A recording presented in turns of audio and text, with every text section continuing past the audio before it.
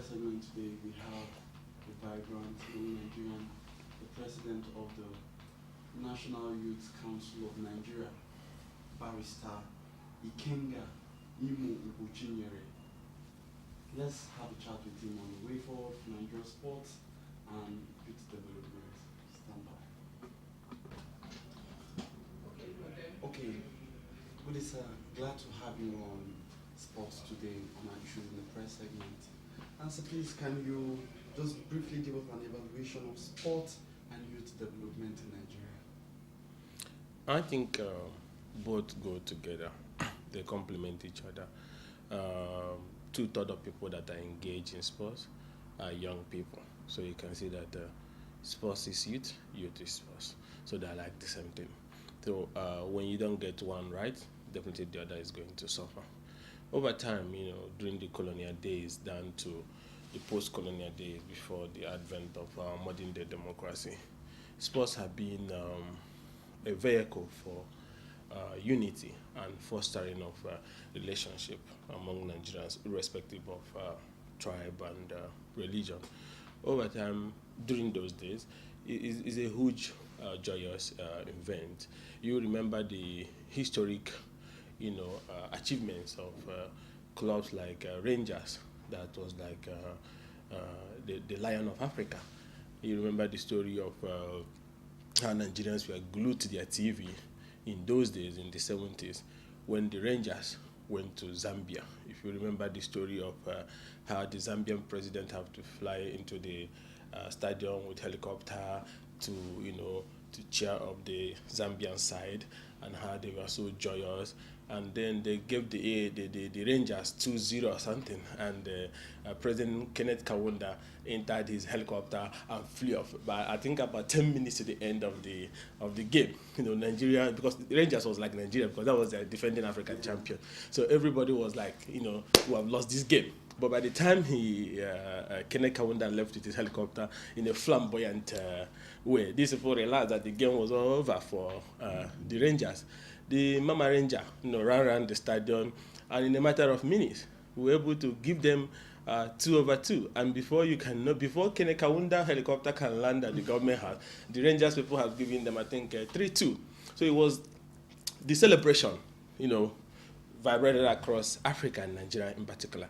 Rangers, they were received like, the conquering heroes of Africa. So, but over time, you saw the dwindling interest, both on the part of sponsors, on the part of the government, and on the part of the people. The people were the last to start losing interest. Then our clubs were all over Africa, whether you like it or not, the Rangers and so on and so forth. Later on, the one national came. So it was a vehicle. That time, you don't need to know who is Musa or who is from Igbo or who is from Yoruba. It was about people flying the national flag. So it was like something that binds us, helps to bring us together. But over time, you saw the destruction of the administrative incompetence that crept in, that now affected every aspect of our national life. So I would say, for those years past, it was a huge success, but now we're just struggling to stand. Okay, sir. I remember when our last match that we got the tickets to Russia 2018, when Alex Iwobi placed that goal behind the net.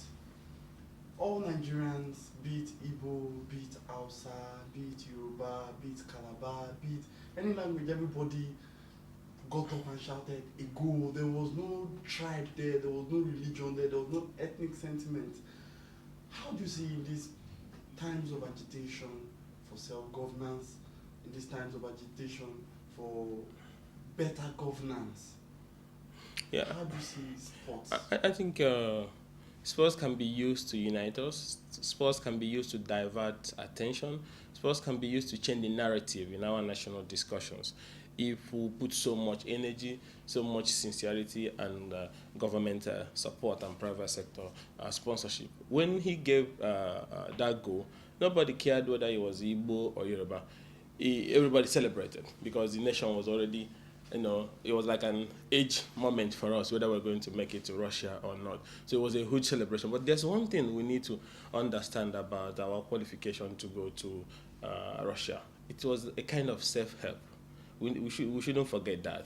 It wasn't government, it wasn't sports administrators, it was the talent these young boys on their own, not as a result of government investment in their training or whatever. These guys have learned these skills, suffered to get themselves to Europe. Some were groomed by their local club, playing on dusty grounds. It was like the energy, the Nigerian energy that they put together to be able to beat these people for us to be able to qualify. And that's why the people celebrated so much, because the people has already lost hope in almost everything. So that goal was the only thing that can make them smile for after many years of economic suffering and dehumanization, kind of. So it was a kind of self-help. And that's why I had an interview that I said we should congratulate and salute our coach, General, yes.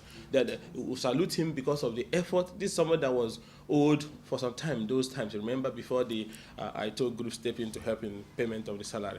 And also, we salute our boys. These are the only two people you have to salute. You're not going to salute the NFF, you're not going to salute the Ministry of Youth and Sports because they never made any single contribution. This was self-help. But again, we're not going to go to the World Cup with self-help. This is where professional football comes to play.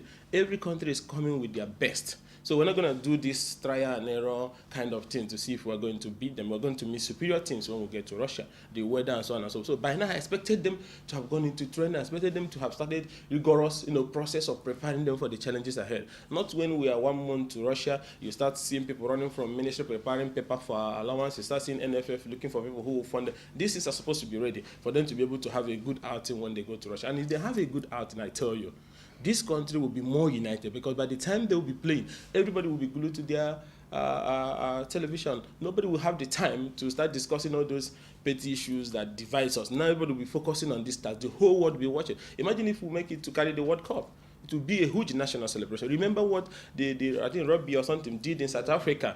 There was so much hatred, the apartheid and so on and so forth. But when they won that World Cup, South Africans were united without minding whether this person is white or this person is Dutch or this person is local South African. So you can see what it can do in uniting nations together.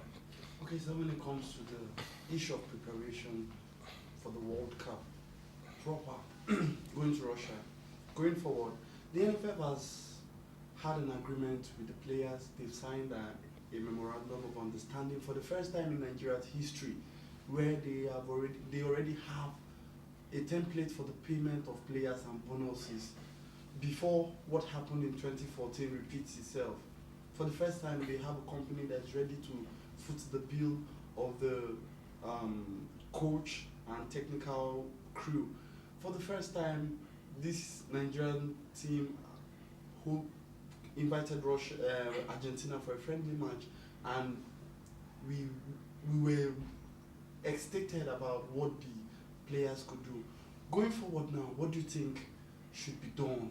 What should private individuals like yourself, journalists like myself, the government, and corporate bodies? First of all, we'll have to keep making these issues to be on the front burners. We have to keep advocating for transparent administration, for government sincere support, and at the same time non-interference, which is also important. We'll continue to advocate for private individuals and organizations that have benefited from the Nigerian society to also make input into the development of sports. But I think I have to say something. Amaju Picnic as a person, since he came on board, has shown zeal to change the game of football in Nigeria. And I want you to understand that he has battled some people I call the spirit of destruction. These are people who over the years have held Nigerian sports. And he has battled also a ministry that doesn't even want him to, so at a point they wanted to create a faction with Giwa and so on and so forth. You saw what Dalan did that time. So personally, as a person, he's committed towards making change. And you saw also a lot of people who has this deal to bring change wherever